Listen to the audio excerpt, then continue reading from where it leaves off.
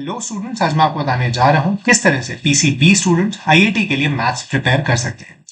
सबसे पहले आपका टारगेट स्कोर क्या होना चाहिए आईआईटी में अगर मैथ्स आपको करना है तो।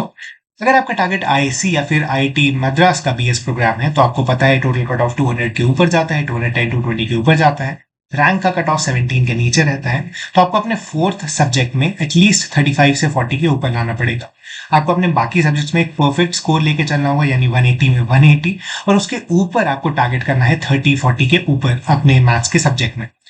यहाँ पर आप कौन कौन से चैप्टर्स फॉलो करें, तो सबसे पहला है कोऑर्डिनेट ज्योमेट्री, सेकंड है वेक्टर थ्योरी, थर्ड है क्वाड्रेटिक इक्वेशंस, फोर्थ है मैट्रिक्स एंड डिटर्मिनेंट्स, और फिफ्थ है डिफरेंशिएशन।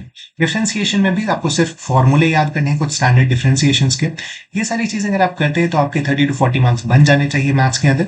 इसके साथ ही आपको कौन से रिसोर्स फॉलो करने हैं, तो सिर्फ और सिर्फ एनसीईआरटी। इसके अलावा और कोई भी बुक छूने मत जाइएगा, क्योंकि आपके पास टाइम नहीं बचा है, स्पेशली अगर आप इस साल तैयारी कर रहे हैं। अगर आपका टारगेट नेक्स्ट ईयर का आईआईटी है तो आप थोड़ी बहुत एक्स्ट्रा बुक्स बना सकते हैं जेई मेन लेवल की, लेकिन उसके ऊपर जरूरत नहीं है। आईटी के क्वेश्चंस काफी बेसिक आते हैं, आपके बोर्ड्स लेवल के क्वेश्चंस आते हैं, तो यहाँ पर एनसीईआरटी मोर देन इनफ है। यहाँ पर एक स्पेशल टेक्निक ये है कि आप आईआईटी के पास्ट ईयर पेपर सॉल्व करिए, और वहां पर आपको जहां भी डाउट आ रहा है सिर्फ उन्हीं कॉन्सेप्ट्स को एनसीईआरटी से पढ़िए, क्योंकि कुछ रिपीटेड टॉपिक से हर बार आईआईटी क्वेश्चन पूछता है, तो आपको पूरा चैप्टर करके अपना टाइम वेस्ट करने की जरूरत नहीं है। सिर्फ उसी टॉपिक को पढ़िए जहां पर आपको डाउट आ रहा है पीवाईक्यू के अंदर।